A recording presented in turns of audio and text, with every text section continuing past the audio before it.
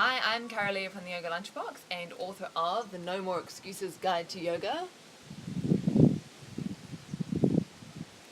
Have you ever wondered why we do postures as a way of practicing yoga? Because remember, as I explained in an earlier video, postures are not the yoga per se. They're just a tool that we use to practice the yoga. Yoga being a state of being or a state of presence, and ultimately self-realization. That is when you realize what is the self, or rather, what is not the self. And yet, when we think about yoga in the modern context, predominantly what we're thinking about is postures. And yes, it is a part of yoga. It is a tool of yoga. But why do we practice postures? You might think it's because you want to get more flexible, or you want to get stronger, or for a myriad of different physical benefits, and also for mental and emotional benefits. And that is true. These things happen when you get on the mat and when you practice. And often what I find is people come to the mat for the physical reasons, and then they stay on the mat for the mental and emotional reasons. Yet there is something else. There is the yoga. What is that?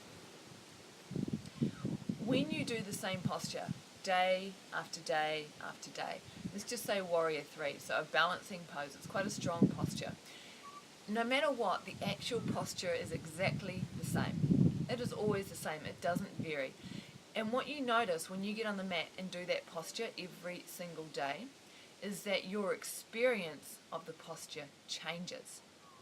Now, if the posture itself is always the same, and yet your experience is changing, what is it that's changing? You, right?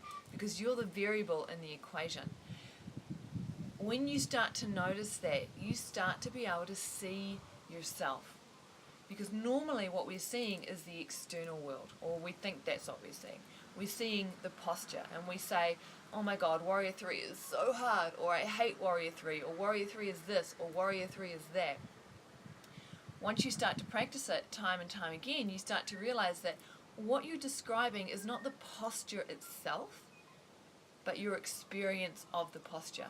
My experience of warrior three is really hard. My experience of warrior three is I hate it. My experience of warrior three is, wow, it's starting to make me feel good. You start to notice, in essence, the fluctuations of your mind, right? And when you notice the fluctuations of your mind, you start to see, maybe for the first time ever, your thoughts. So you see that you're thinking this about the pose. Oh, I hate the pose. Oh, I love the pose. Oh, I like the pose. When you see the thoughts, then you might start to consider, who is it that is seeing the thoughts? Who is the thinker? And that is when the yoga really begins.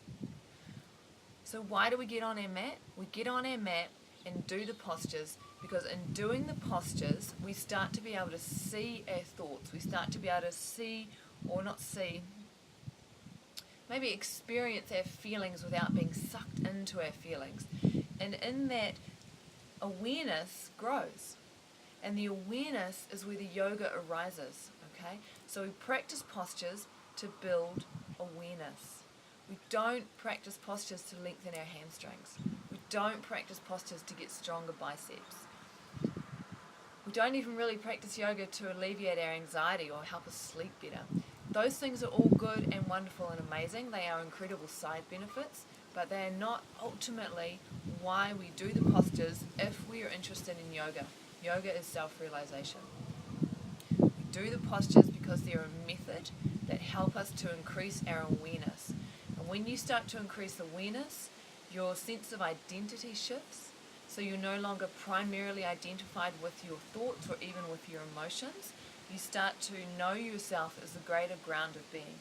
You start to know yourself as awareness. That's the yoga right there. That's the shift that happens. So next time you're on your mat and you're doing a posture, just shift awareness. See if you can notice your thoughts, notice your feelings, and ask yourself, who is it that's noticing? So these are some of the concepts that I explore in my book, The No More Excuses Guide to Yoga.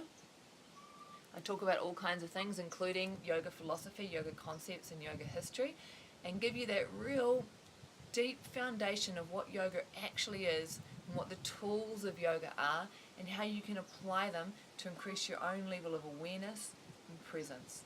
Ultimately, that will lead to self-realization. That is the yoga.